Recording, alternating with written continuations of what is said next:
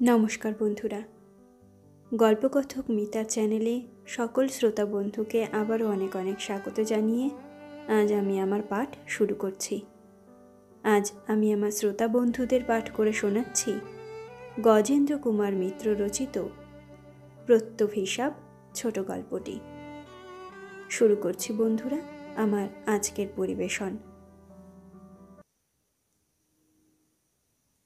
তাপস ভালো ছেলে শুধু নয়, সসম্মানে পাশ করে গেছে বরাবর। ইংরেজি অনার্সে ফার্স্ট হয়েছে, এমএতে ফার্স্ট ক্লাস সেকেন্ড। সঙ্গে সঙ্গে আইনও পড়েছে, বুদ্ধিও তার ক্ষুরোধার। তর্ক করতে ওর জুড়ি নেই, সেই জন্যেই বাবা ও অন্যান্য শুভার্থীরা ওকে জোর করে আইনের দিকে ঠেলে দিলেন, নইলে ওর অধ্যাপনা করারই ইচ্ছা ছিল। এহেন তরুণ ছেলে সে জপ তপ যদি বা সহ্য করে, মামুলি কবচ ঝাড়ফুঁক করবে না সে তো জানা কথা। সেসব প্রসঙ্গ ওঠা মাত্র ফুঁ ফুঁ করে উড়িয়ে দেয়। কিন্তু হঠাৎই ওর প্রিয় বন্ধু পার্থর জেদে পড়ে সব যেন ওলটপালট হয়ে গেল। কে এক তান্ত্রিক সাধু এসেছেন, বরানগর শ্মশান ঘাটে পড়ে থাকেন দিনরাত। আগে গৃহী ছিলেন, স্ত্রী মারা যাবার পর এই দিকে আকৃষ্ট হন। একটা ছোট বাড়িও আছে বরানগরেই, মেয়ে সেখানে থাকে। ওই একটিই তার মেয়ে, সে কলেজে পড়ে। এসব ব্যাপারে সে যায় না, তবে রাত্রে গিয়ে একবার খাবার দিয়ে আসে। কখনো কিছু দরকার হলে নিজে গিয়ে নিয়ে আসেন, কাপড় চোপড় ইত্যাদি। খরচাকে চালায় তা কেউ জানে না, হয়তো কিছু আগেকার জমানো ছিল কিংবা ভক্তরা জোগায়। বলা বাহুল্য, তান্ত্রিক শুনেই তাপস বলে উঠেছিল, অবনকশ্বাস তান্ত্রিক, আই হেট দেম। কিন্তু পার্থও নাছোড়বান্দা, বলে না রে, সেসব ভৈরবী চক্র বসানো কিংবা ষোড়শী মেয়ে নিয়ে তার সর্বনাশ করা এসব কিছু নেই। একাই বসে থাকেন, ধ্যানস্থ হয়ে থাকেন, কিংবা মরা পোড়াতে এলে সেদিকে এক দৃষ্টে চেয়ে থাকেন। মাঝে মাঝে বলে ওঠেন শুধু তারা তারা। তাহলে তুই যাস কেন? ওর চলে কিসে? ভক্তদের ঘাড় ভেঙে নিশ্চয়ই? না, তা নয়, অনেক কিছু জানেন, জ্ঞান তার অগাধ, ভক্তদের শেখানো। টাকা? না, টাকা নেন না। জিনিসপত্র ও কাপড়ের দরকার থাকলে হয়তো নেন, নয়তো ফিরিয়ে দেন। মিষ্টি টিষ্টি কি ফল আনলে রেখে দেন। কোনো মরা এলে সেগুলো বেশিরভাগই আহুতি দেন, কদাচিৎ একটু আধটু খান। মেয়েও সব ছোঁয়ও না, উনিও বলেন না, তুই একবার গিয়ে দেখ না। তাও একদিন নয়, বারবার বলতে বলতে কি মনে হলো তাপসের, ওর সঙ্গে গেল। সৌম্যমূর্তি দাঁড়িয়ে আছে, চুলে সবে জট পাকাচ্ছে, বড় জটা হয়নি। এসো বাবা, এসো এসো। ওই পাগলাটা শেষ অবধি ধরে আনলো। খবরের কাগজ এনেছ তো? মানে এখানে তো বসবার কিছু নেই, ওই কাগজ পেতেই বসতে হবে। কঠোর কথা খুব একটা তাপসের মুখে আসে না, কিন্তু হঠাৎই বলে ফেলল, আপনি কি দেন এদের, মানে ভক্তদের? কিছুই না। কি দেব? আমার কাছে আছে কি? সব তো কেড়ে নিয়ে বেটি আমাকে শ্মশানবাসী করেছে। কিছু না পেলে এরা আসে কেন? ওই দেখো, এ দেশই এমনই, গেরুয়া কি লাল কাপড় দেখলো তো ছুটলো সেই দিকে। তাছাড়া কৌতূহল, কৌতূহলই বেশি। সেই কৌতূহলেই তো তুমি এসেছো বাবা। লোভ আর কৌতূহল, তাই না? সাধুতান্ত্রিক এদের কাছে আসে কেন? যদি কিছু পাওয়া যায়, বশীকরণ, মারণ, ওই অনেকেরই লোভ থাকে। তারপর একটু যেন উষ্ণই হয়ে উঠলেন। এই যে তুমি এসেই বললে, কি দেন? কেন দেব? কি দায় পড়েছে? যদি কিছু দেবার মতো শক্তি থাকে আমার, আমি পাত্র দেখে বুঝে দেব না? যে এসে চাইবে তাকেই দেব? এসব জিনিস অপাত্রে দিলে বুমেরাঙের মতো এসে দাতারই সর্বনাশ করে। এবার থামলেন। বার কতক তাড়া তাড়া করে মাকে ডাকলেন। পরে বললেন, না বাবা, ও সব কিছু না। আমি গৃহী, তা তো জানো। মেয়ে আছে, ঘরবাড়ি আছে, পেনশন পাই। আসলে আমিও মার কাছে প্রার্থী। আমারও সেই লোভ, বুঝলে না? কিছু কিছু যোগ শিখেছি গুরুর কাছে, আসন জানি। কার কি দরকার বুঝে সেই একটা কি দুটো আসন শিখিয়ে দিই। তা অনেকেই সব নিয়ম বুঝে ঠিক নিয়মিত কিছুই করে না। এক এক বেটা এসে বলে, অনেক টাকা দেব, অমুকের নামে একটা বগলামুখী জাগ করে দিন, যাতে লোকটা মরে। বোঝো, সে আমার কিছু করেনি, তাকে চিনি না, তাকে মারব কেন? তো বেটার সাহস থাকে তুই গিয়ে খুন করে আয়। এসব যারা করে তাদের জীবনে দুঃখের অবধি থাকে না। আমার যদি টাকারই দরকার হয়, আমি এখনো চাকরি জুটিয়ে নিতে পারি, কারবার করতে পারি। ওদের হয়ে যাগযজ্ঞ করতে যাব কেন? আর গলা নামিয়ে বলেন, সত্যি কথা বলতে গিয়ে ওসব জানিও না। ওরও শিক্ষা আছে, বইও পাওয়া যায়। আসলে আমি শিখিনি ওসব, ভালো লাগে না। আপনি নরম হয়ে এলো তাপসের মন। কাটা কাটা কথা, শিষ্য ভোলানো ব্যবহার নয়। আর দু চারটে কথা হতে হতেই এক মরা এসে গেল। সাধু এক দৃষ্টে সেই দিকে চেয়ে রইলেন, যেন আর বাহ্য জ্ঞানই রইল না। পার্থ ইঙ্গিত করে ওকে উঠিয়ে নিয়ে গেল। আর উনি ওদের সঙ্গে কথা কইবেন না। সেই থেকে শুরু। আসা যাওয়া চলতে লাগলো। ক্রমেই আকর্ষণ বাড়ে। অনেক জানেন এই হাফ গৃহী হাফ সন্ন্যাসী বা তান্ত্রিক। তাপস আইন পাশ করে এক অ্যাডভোকেটের কাছে আর্টিকেলড হয়েছে। সন্ধ্যায় তার কাছে যেতে হয়। সেখানকার কাজ শেষ হলেই সে সোজা শ্মশানে চলে আসে। অন্তত ঘণ্টা দুই কাটিয়ে যায়। বাবা মা রাগ করেন, বকাবকি করেন, কিন্তু কোনো ফল হয় না।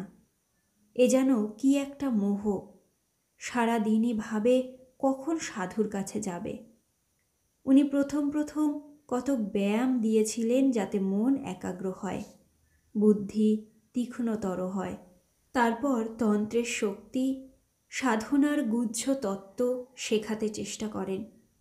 তবে সে গভীর রাত ছাড়া বলা সম্ভব নয়।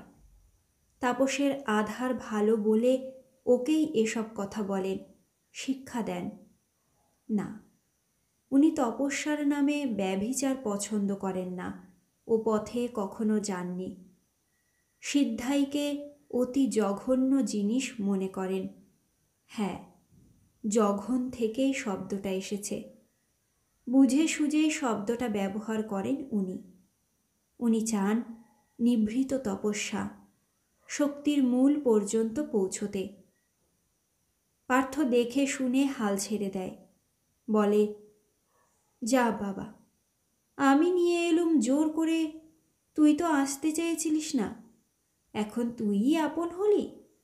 তান্ত্রিকের পাঁচ আটিস দুবেলা। যত গোপন কথা রহস্য নাকি তোকেই সব জানিয়ে দেবেন। হায় হায়, যখন তোমার কেউ ছিল না তখন ছিলাম আমি, এখন তোমার সব হয়েছে, পর হয়েছি আমি।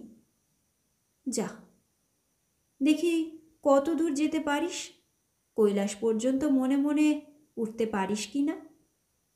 এসব কথা গায়ে মাখে না তাপস।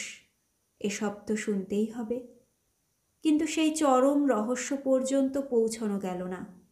তার আগেই ওই বিশ্রী কাণ্ডটা হয়ে গেল। বাবা বা গুরুজি, যখন যা মনে আসে তাই বলেই সম্বোধন করে তাপস।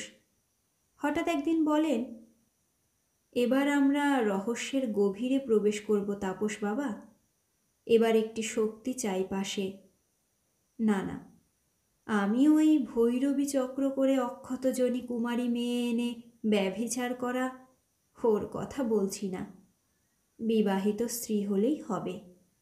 সে পাত্রীও আমি স্থির করেছি।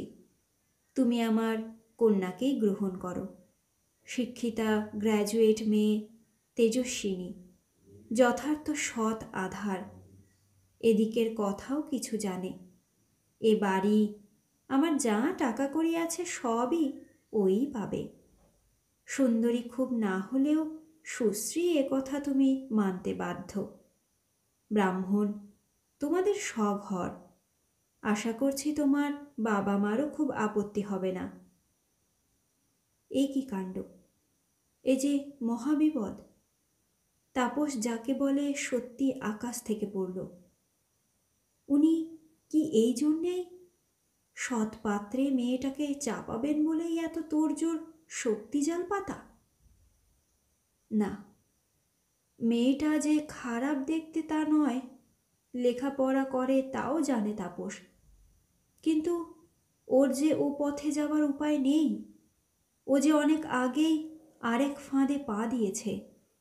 যে উকিলের জুনিয়র, সে ছাত্রও বলা চলে। সাধারণ অন্য কোনো উকিলের কাছে শিক্ষানবিশী নয়। তীর্থপতি বাবু তাপসের বাবার বন্ধু। সেই সূত্রে দীর্ঘকাল ধরে জানাশুনো আনাগোনা। তীর্থবাবুর একটি ভাইজি থাকতো কাতরাসগড়ে। হঠাৎ বাবা মারা যেতে এখানেই চলে আসে এবং পড়াশোনা করে। তীর্থবাবুর নিজের মেয়ে নেই বলেই বোধ হয় ভাইজি অপর্ণাকে খুব আদর দিয়েই মানুষ করেছেন। দেখতে সুশ্রী, লেখাপড়াতেও ভালো। 2 আর 2 4 মতোই তাপস ওর দিকে আকৃষ্ট হয়েছে। মেয়েও তাই। দুপক্ষের অভিভাবকরাও কোনো আপত্তি করেননি, কারণ বাধা কোথাও ছিল না। এ বিয়ে সব দিক দিয়েই কাম্য। বাধা ছিল না বলেই ওরা আরও কাছাকাছি এসেছে। এই শ্মশান যাওয়া আসাতে অপর্ণাও খুব আপত্তি করেছিল। তাকে বুঝিয়েছিল তাপস, লোকটার কাছে কিছু আছে, সেই পুঁজিটা উজাড় করে নি, তারপর আর কে যাবে। এসব জ্ঞান হয়ে থাকা ভালো। বেগতিক দেখে পাত্রপাত্রী উভয় তরফের অভিভাবকরা চঞ্চল হয়ে উঠেছিলেন এবং বিবাহের একটা তারিখেও ঠিক করে ফেলেছেন। সে তারিখের আর মাত্র 1 মাস বাকি। কি হলো? অমন চুপ করে আছো কেন? গুরুজি বলেন, তোমার কোনো আপত্তি নেই তো? বেশ সবিনয়েই উত্তর দিল তাপস। না গুরুজি, মানে আরেক কাণ্ড হয়ে গেছে। আমার বিয়ে ঠিক হয়ে গেছে। এই মাসের শেষেই বিয়ে। বিয়ে ঠিক হয়ে গেছে? আমাকে না জানিয়ে? সে বিয়ে ভেঙে দাও। বলো আমি গুণে বলেছি ও বিয়েতে সুখী হবে না কোনো পক্ষই। এর ওপর আর কথা কি? বেশ যেন নিশ্চিন্ত হয়েই বলেন তান্ত্রিক। তাপস ঘেমে ওঠে। কখনো ওকে এ পরিস্থিতিতে পড়তে হবে তা ভাবেনি। হাত টাত কোচলে বলে, কিন্তু গুরুজি, সে অত সহজে ভাঙা যাবে না। আমার যিনি সিনিয়র, বড় অ্যাডভোকেট একজন, তাছাড়া বাবার বন্ধুও, তারই মেয়ে। ওকালতিতে উন্নতি করতে গেলে এই রকম একজন বড় উকিল ধরতেই হয়। তাকে না বলা যাবে না। খুব যাবে। বলবে যে আমি গুণে বলেছি এ বিয়ে হলে কন্যার জীবনে দুঃখের শেষ থাকবে না। বলবে তোমার ভৌম দোষ আছে, কন্যার অকাল মৃত্যু ঘটবে। এখানে তাদের নিয়ে এসো, আমি বুঝিয়ে দেব। অনেকক্ষণ চুপ করে রইল তাপস। এমন বিপদে পড়তে হবে কে জানত? এমন সাংঘাতিক লোক। লোকটা কি মেয়ে পার করার জন্যেই এখানে বসে থাকে?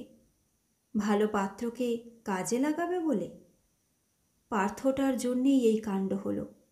কেন যে মরতে ওর কথাই এলুম এখানে? কি হলো? যাও, এখনই একটা ব্যবস্থা করোগে।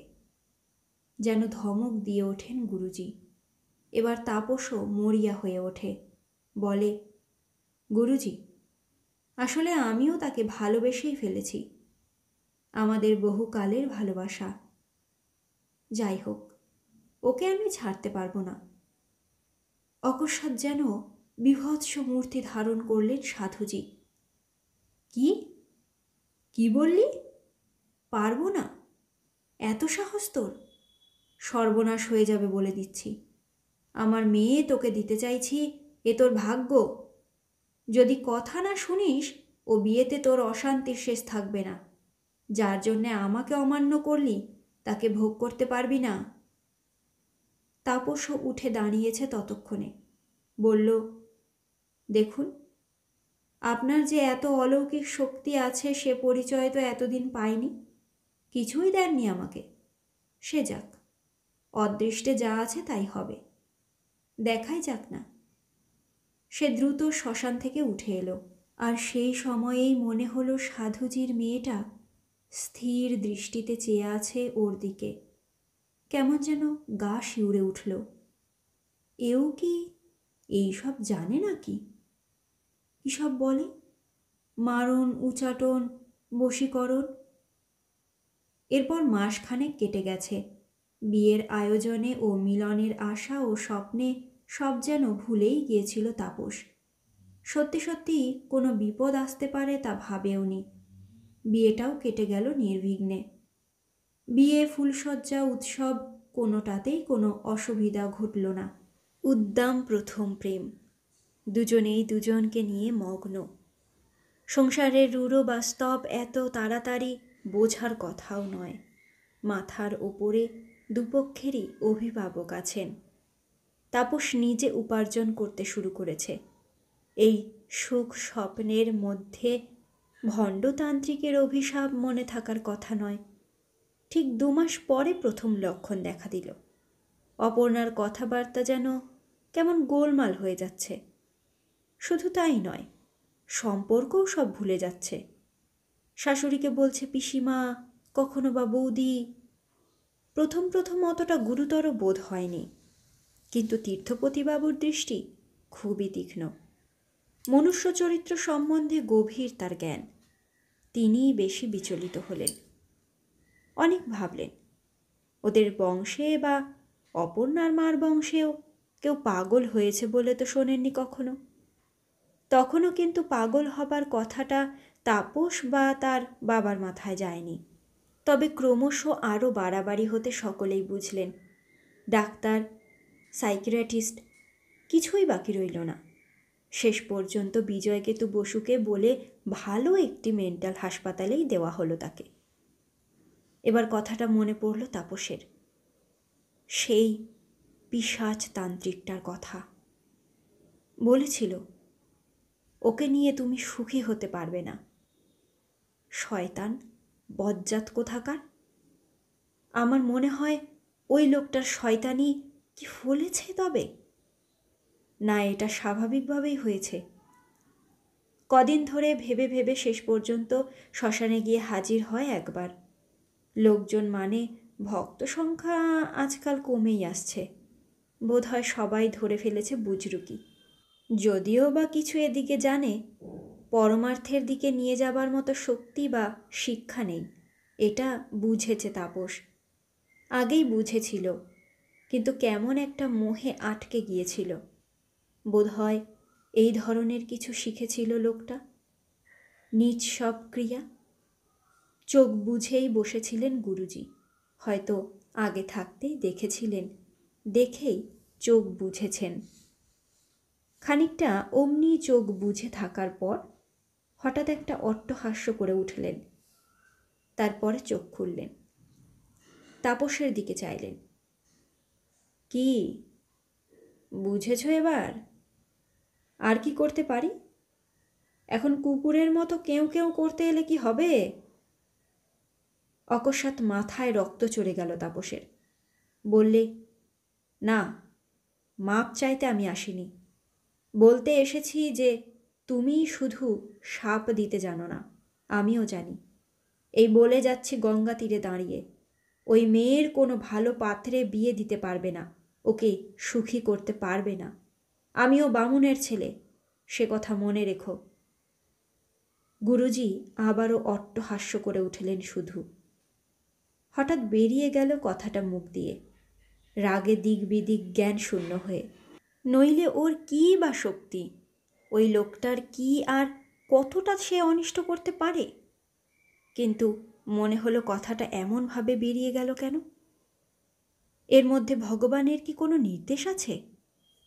অনেক ভাবল তাপস, কদিন ধরেই ভাবল। অশান্তির শেষ নেই। অপর্ণাকে ও সত্যি ভালোবেসেছিল বোধ হয়। অপর্ণাও তাকে। গুণের মেয়ে, মা বাবাও তৃপ্ত হয়েছিলেন বউ পেয়ে। অকস্মাৎ এ কি হলো? নিজেরই নির্বুদ্ধিতা। পার্থ বলেছিল ঠিকই, কিন্তু সে কথা ও শুনতে গেল কেন? বুদ্ধির তারিফ করে সকলে। ওর বুঝি নিজেরও গর্ব ছিল, সেই জন্যেই এই সর্বনাশ হলো। দর্পহারী ভগবান, কারো দর্প নাকি সহ্য করেন না। তা ওই লোকটা, পিশাচ, চণ্ডাল, ওর দর্প? ভাবতে ভাবতে হঠাৎই মনে পড়ল নামটা, হায়দার। ওর বাল্য বন্ধু, চিরদিন একসঙ্গে পড়েছে। বিয়ে পাশ করেই আইন পড়তে আরম্ভ করেছিল। ওদের অবস্থা ভালো নয়। বীরভূম আমেদপুরের কাছে গ্রামে বাড়ি। জমিজমা কম, পোষ্য বেশি। তাই তাড়াতাড়ি পাশ করেই পুলিশ কোর্টে ঢুকে পড়েছিল। অতিশয় রূপবান, কচি কচি মুখ। ওরা একই বয়সী, কিন্তু দেখলে মনে হয় তাপসের চেয়ে বয়সে ছোট। খুবই মিষ্টভাষী এবং বুদ্ধিমান। নামটা মনে পড়ার সঙ্গে সঙ্গেই মনে হলো যদি কিছু করতে হয় ওর দ্বারাই হবে। মনে করে দেখল সেদিন ওর একটি মাত্র কেস আছে। সে কাজ শেষ হতে বেশি সময় নেবে না, একটার মধ্যেই কেস উঠবে। আজই যাবে সে হায়দারের কাছে। গেলও তাই। পুলিশ কোর্টের জনারণ্যের মধ্যে খুঁজে বার করা মুশকিল, কিন্তু হায়দারই ওকে খুঁজে বার করল। কিরে, তুই এখানে? কোনো কেস আছে নাকি? তোমার তো ওদিকে বেশ পসার হয়েছে শুনছি, এদিকে তো যত হতভাগার দল। তাপস বলে, কেন? তোরও তো পসার হওয়ার কথা, তুই যা ইন্টেলিজেন্ট ছেলে। তারপর বলে, বিয়ে করেছিস? দোষ, বাবা মার ভার্সান যে আমার বিয়ের বয়স পেরিয়ে গেছে। ওরা সেকেলে লোক, টাকা পয়সার কথা ভাবেন না। বয়স হলেই একটা মেয়ে ছেলে দরকার, তাই ভাবেন। তা তোর হচ্ছে কেমন? দেখ, যা হচ্ছে তাতে হয়তো একটা ছোট সংসার চলতে পারে, কিন্তু দেশে যে বিরাট গোষ্ঠী হাঁ করে আছে রে। যা কিছু জমেছিল বোনের বিয়ে দিতেই চলে গেল। তারপরই বাবা লিখলেন, বাড়ির চালের যা অবস্থা, এখনই 3,000 টাকা না পেলে তলাগুছি দেওয়াও যাবে না, দাঁড়িয়ে ভিজতে হবে সারা বর্ষা। তা তুই থাকিস কোথায়? থাকি অক্সফোর্ড মিশনে। চেনা লোকের কি আত্মীয়ের সঙ্গে থাকা খুব মুশকিল? একটু চুপ করে থাকে তাপস, তারপর বলে, তোর সঙ্গে একটা কথা ছিল, চল কোথাও নিরিবিলি জায়গায় বসি। দেখ, নিরিবিলি যদি কথা বলতে চাস তো অনেক লোকের মধ্যে যাওয়া ভালো। এই তো সামনে শিয়ালদা স্টেশন, চল ওখানেই যাই। সবাই ছুটছে, কেউ কারো দিকে তাকায় না। চেনা লোক চোখে পড়লেও বলে, কেমন আছেন? গাড়ির সময় হয়ে এলো, নইলে কথা একটু ছিল। বলতে বলতেই ব্যাস ছুটে চলে যায়। তাই গেল ওরা। নিরিবিলি একটা বেঞ্চিও জুটে গেল ভাগ্যে। একটু চুপ করে থেকে তাপস বললে, দেখ, তোর ওই 3,000 টাকা আমি এখনই দিতে পারি। আগেই দেব, কাজ হলে দেব বলে ঝুলিয়ে রাখবো না। আমি জানি তুই প্রাণপণে কাজ করবি, পারবি আমার একটা কাজ করে দিতে। ওর মুখের দিকে তীক্ষ্ণ দৃষ্টিতে চেয়ে হায়দার বলে, কি ব্যাপার বল দেখি, এমন কি কাজ যে 3,000 টাকা দিবি? কোনো খারাপ ফৌজদারি মামলা নাকি? না না, সেসব কিছু নয়। ব্যাপার যা তা বলছি, মন দিয়ে শোন আগে।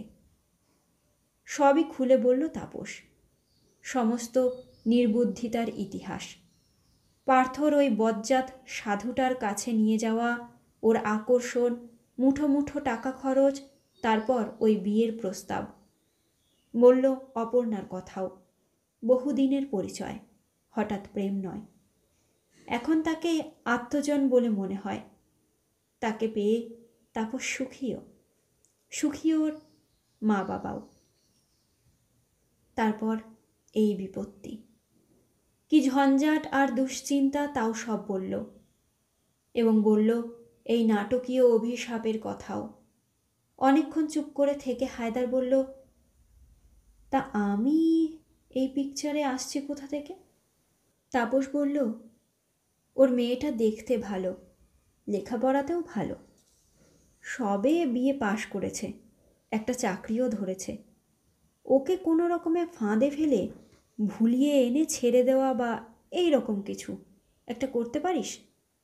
মানে আমি ওই মেয়েটার মধ্যে দিয়েই শোধ তুলতে চাই। আবারও দীর্ঘ নীরবতা। তারপর হায়দার বলল, মেয়েটার আপিস কোথায়? কোন রুটের বাসে আসে তা জানিস? আপিস ওয়াটারলু স্ট্রিটে। বাসের রুটটা জানি না, তবে চেহারার বর্ণনাটা দিতে পারি, তোর পক্ষে চিনে নেওয়া কঠিন হবে না। আবারও চুপ করে থাকে হায়দার। তারপর বলে, বড় নোংরা কাজ, হৃদয়হীনও বটে। হাউএভার দেখি, বেয়েছে। টাকাটার যে বড় দরকার রে। আমি জানতুম তুই রাজি হবি শেষ পর্যন্ত, পারবিও কাজ উদ্ধার করতে। সেই দিনই একেবারে সঙ্গে নিয়ে গিয়ে ৩,০০০ টাকা ওকে গুনে দিল। চেক নেবে না হায়দার, তা আগেই বলেছিল। কোনো রসিদও দেবে না, ক্যাশ টাকাই দিল। ওদের ঘরে ৩-৪ হাজার টাকা ক্যাশ থাকেই। উকিলরা কি আর সব টাকার হিসেব দেখান? ভালো উকিল ও ডাক্তার, এদের অনেক টাকাই অন্য হিসেবে দেখাতে হয় বা স্বর্ণে রূপান্তরিত করতে হয়। তাতেও আজকাল মধ্যে মধ্যে ইনকাম ট্যাক্স আপিস নামক মহাকালের খড়গ নেমে আসে। চিনতে পারল হায়দার। আপিসটার নাম বলে দিয়েছিল তাপস। একটা ছুতো করে সেখানে ৩-৪ দিন আনাগোনা করতেও অসুবিধে হলো না। মেয়েটিকে চিনতেও না, এবং পরিচয় করতেও বিলম্ব হলো না। মেয়েটা দেখতে ভালো, সুন্দরী না হলেও আকর্ষক। বুদ্ধিশুদ্ধিও আছে বলেই মনে হলো। পরিচয় থেকে আলাপ, তারপর একটু আকর্ষণ, উভয় পক্ষেই। ঠিক এটার জন্য প্রস্তুত ছিল না হায়দার। মনে মনে যে ছকটা ঠিক করেছিল সেটা প্রায় ভেস্তে যাবার উপক্রম হলো। মেয়েটার আকর্ষণ স্বাভাবিক, হায়দার সুন্দর, চোখে মুখে বুদ্ধির দীপ্তি তাকে আরও মোহন, আরও কাম্য করেছে। কথাবার্তাও সে বলতে জানে, ক্ষুরোধার বুদ্ধিদীপ্ত ঝকঝকে কথা, কাটা কাটা, কিন্তু কর্কশ নয়, মিষ্টভাষী সে। খুব রূঢ় কথা বলতে পারে না, তবে অন্তর্ঘাতী কথাও জানে। হয়তো পুলিশ, কোর্টে উকিলদের এটা প্রয়োজন। কিন্তু বিপদ বাধল হায়দারের। মেয়েটাও কথা বলতে জানে, বোকার মতো কথা বলে না, পরিহাস বোঝে। মেয়েদের পক্ষে এটা দুর্লভ গুণ। মেয়েটার নাম অরুণা। 15 দিন যেতে না যেতে সে নিজেই বলল, আপনি আমাকে রুনু বলেই ডাকবেন। অত বড় নামটা বারবার উচ্চারণ করতে অসুবিধে হয় না? অসুবিধে তো উভয় পক্ষেই। তাহলে আপনি আজ্ঞেটাও বাদ দিন, তুমি আমাকেও তুমি বলো, তাহলে আর আড়ষ্টতা থাকবে না। রুনু একটু লজ্জিতভাবে বলে, একেবারেই এতটা? এখন কি আমি আপনাকে আপনি বলি না? তাহলে আমিও বলবো। অগত্যায় রফা করতে হয়। ক্রমশ বুঝি আসল ব্যাপারটা ভুলেই যায় হায়দার। সে তার কোর্টের পর আর রুনু আপিসের পর একটু ঘোরে, কোনো দিন এমনি, লক্ষ্যহীনভাবে রাস্তায় রাস্তায় ঘোরে, কোনোদিন গঙ্গার ধারে গিয়ে বসে, স্টিমারেও চড়ে এক একদিন, নয়তো কোনো একটা রেস্তোরাঁয় গিয়ে কফি খায় আর গল্প করে। তাপসের কথা বলে না, ওই প্রসঙ্গের কোনো আঁচ পর্যন্ত থাকে না কথাবার্তায়। তীক্ষ্ণ বুদ্ধিমান হায়দার সদা সতর্ক থাকে এ ব্যাপারে। তা বাদ দিয়ে তাদের দারিদ্র্য, নিজের এই জীবনযুদ্ধ, এমএ পাশ করার কত ইচ্ছে ছিল। ইংরেজি অনার্সে সেকেন্ড হয়ে পাশ করেছিল। এমএ পাশ করে কোনো কলেজে পড়াবে, এই ইচ্ছা ছিল। কিছুই হলো না। বাবার বিপুল সংসার, আমি বড় ছেলে, তাদের কথা ভাবা আমার কর্তব্য। বিশেষ মা আমার এত ভালো মানুষ, এত নিঃশব্দে দিন রাত এতগুলি মানুষের আরাম আর তাদের খাওয়া দাওয়া নিয়ে সারা দিন রাত পরিশ্রম করেন। অনেক দিন তার খাওয়াও হয় না, মার জন্যই আরও উপার্জনে লেগে যেতে হলো। তা এখন কিছুটা সচ্ছল হয়েছে তো? তা হয়েছে, তবে ঠিক মানুষের মতো হতে এখনো অনেক দেরি। হানুজ দুরস্ত, জানো তো, আমাদের বড় পীর খাজা নিজামুদ্দিন সাহেবের অমর আশ্বাস। জানো গল্পটা? জানে না রুনু, অত ইতিহাসে জ্ঞান নেই। তুঘলকদের ইতিহাস বলে রুনুকে। সেই দিন থেকে কথাটা প্রবাদে দাঁড়িয়ে গেছে। দিল্লি হানুজ দুরস্ত, দিল্লি অনেক দূর। এরপর একদিন হঠাৎই প্রশ্ন করে রুনু, তা তুমি বিয়ে করবে না? এই একার আয়ে?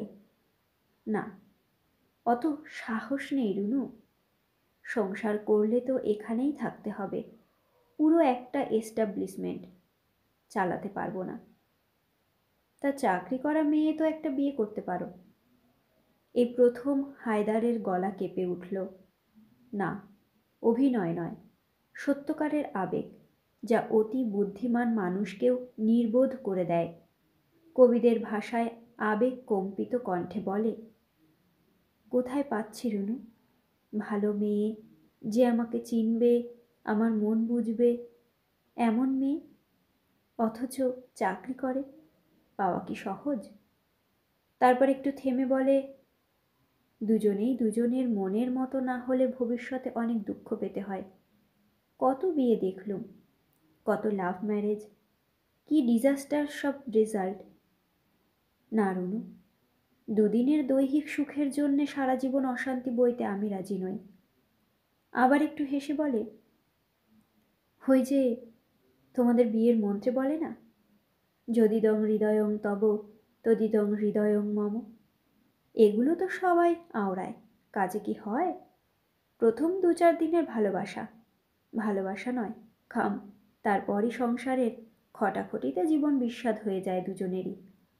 একটু থেমে বলে, আমাদের পাড়াগাঁয়ে অন্তত একটা ধারণা ছিল, বউকে শাশুড়ির দাপট।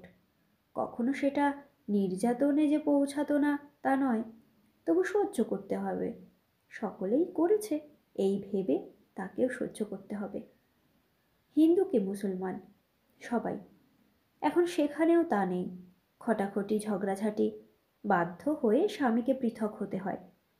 আমার মার কাছ থেকে আমি পৃথক হয়েছি ভাবতেই পারি না। রুনু একটু চুপ করে থেকে বলে, সে ভয় তোমার নেই, তুমি তো এখানে থাকবে, বউ নিয়ে হয়তো 2-4 দিন যাবে, তাতে কিছু খোটাখুটি বাঁধবে না। তাও বাঁধে রুনু, তাও বাঁধে।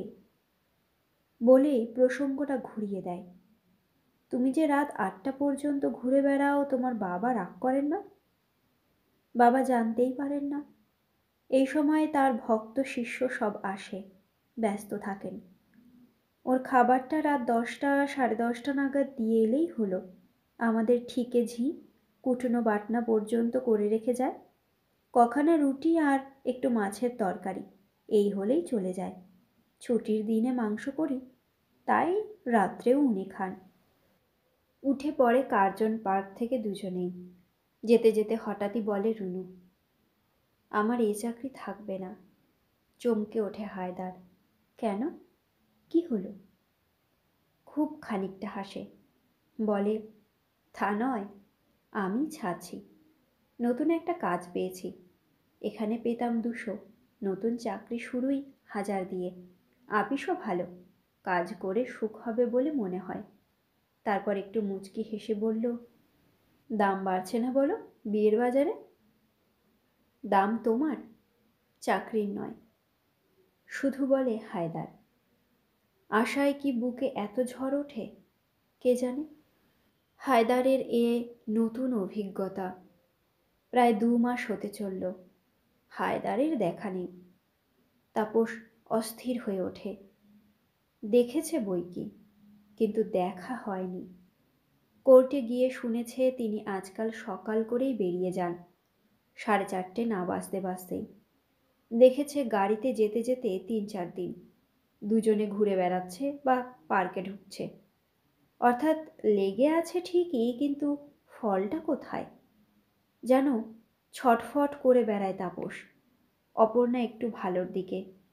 বিখ্যাত মনস্তত্ত্ববিদ বিজয়বাবু বলেছেন সেরে যাবে, তবে মধ্যে মধ্যে একটু গোলমাল বাঁধতে পারে, একটু হুইম্যাজিক্যাল তো হবেই।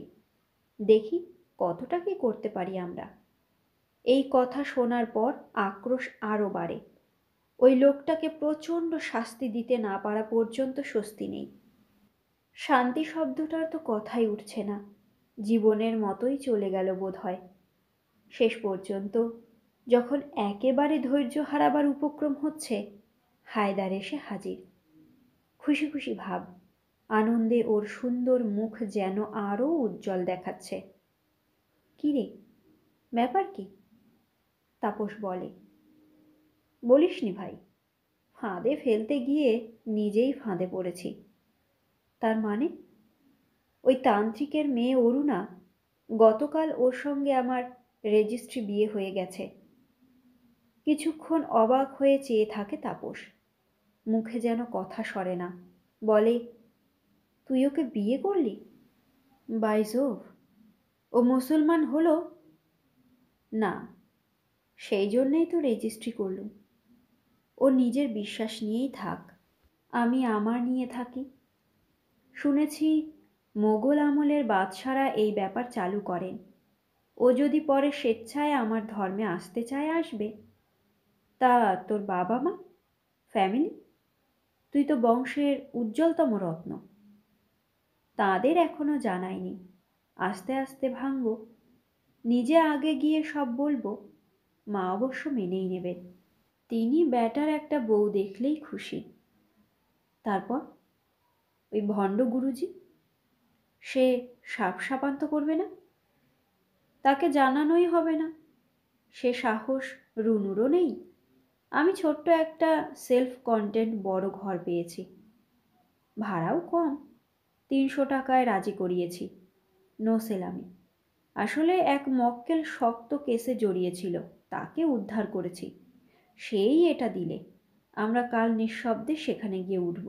মোটামুটি ফার্নিচার, চৌকি, বিছানা সব ঠিক করেছি। এসব খরচ অবশ্যই রুনুই দিয়েছে। ভালো চাকরি পেয়েছে, তার আগেই কিছু জমিয়েছিল। খুব ভালো, এতদিনে তবু ঘরবাসী হলি। এ একরকম শোধ উঠল বটে, সাধুর মেয়ে অন্য ধর্মে চলে গেল, কিন্তু আর একটু বেশি কিছু হলে বেশি খুশি হতুম। হায়দার হেসে বলে, ওটুকু দুঃখও থাকবে না তোমার, সে ব্যবস্থাও করেছি। হাজার হোক পুলিশ কোর্টের উকিল তো। তাছাড়া আমার একটা বাতিক আছে অবসর সময়, আর অবসরও ঢের। বসে না থেকে লোকজনের মধ্যে ঘুরে বেড়াই, তাতে অনেকের অনেক কথাবার্তা কানে যায়। 2-4 জন চোরা কারবারির সঙ্গে আলাপও হয়, মানে তাদের কথাবার্তায় ধরা পড়ে যায়। আমার শ্বশুরমশাই খুব ভক্তবৎসল, ওকে দেবতার মতো দেখলে উনি গলে যান। সেই সুযোগে অনেকে কাজ গুছিয়ে নেয়। 2-3 জনের কাছেই এটা শুনেছি। আশ্রিতদের জন্যে উনি অনেক কুকর্মও করেন। তারপর একটু থেমে বলে, অনেক দূর এগিয়েছি, কিন্তু খুলে বলা চলবে না। আমার বউ না খুনাক্ষরেও জানতে পারে, হাজার হোক তার বাবা তো। এই বলে মুচকি হেসে হায়দার বেরিয়ে যায়। হেয়ালিটা ঠিক বুঝল না তাপস। আরও কি জব্দ করতে পারে যা ওর বউকেও জানানো যাবে না? অনেকক্ষণ বিমূঢ়ভাবে দাঁড়িয়ে রইল। বহু কল্পনা, বহু অনুমান, কোনোটার সঙ্গেই যেন এই আচরণ মেলে না। গুরুজি বুঝতে পারেন না ব্যাপারটা। খাবার অন্যদিন 10টার মধ্যেই এসে যায়, উনিই বরং দেরি করে খান। আজ 11টা বেজে গেল, এখনও কোনো পাত্তা নেই। অসুখ বিসুখ করল না তো? কিংবা কোনো অ্যাক্সিডেন্ট? উঠে দাঁড়ালে ওর বাড়ি চোখে পড়ে। ঘর যে অন্ধকার, তার মানে? দ্রুত চলে যান বাড়ির দিকে। দরজা বন্ধ, বাইরে থেকে চাবি দেওয়া, যেমন থাকে অন্যদিন তেমনই। তবে ডুপ্লিকেট চাবি একটা থাকে নিভৃত একটা ভাঙা ইটের খাঁজে, সহজে কেউ ধরতে পারবে না। চাবি দিয়ে তালা খুললেন। ভেতর অন্ধকার, কিন্তু ওর যেটা নিজস্ব ঘর তার চাবি ওর কাছে আছে। সেটা ছাড়া বাকি চাবি অরুণার কাছে, কিন্তু সে দুটো ঘরই খোলা, হাঁ হাঁ করছে। চুরি হলো নাকি? না মেয়েটাকেই কেউ নিয়ে গেল? আলো জ্বালালেন। না, বাসন কোসন সব ঠিক আছে, কেবল রুনুর যেটা নিজস্ব দেরাজ সেটার পাল্লা খোলা, হাঁ হাঁ করছে ভেতরটা, সব খালি। উনি এদিকে এসে কাউকে ডাকতে যাবেন, হঠাৎ দেখলেন অনেকগুলি পুলিশের লোক, একজন ইন্সপেক্টর পথ বন্ধ করে দাঁড়িয়েছে। কি ব্যাপার বলুন তো? কোনো অ্যাক্সিডেন্ট হয়েছে নাকি আমার মেয়ের? হ্যাঁ, অ্যাক্সিডেন্টই বটে। মনে হচ্ছে আপনার তপস্যার চেহারাটা এবার জানা যাবে।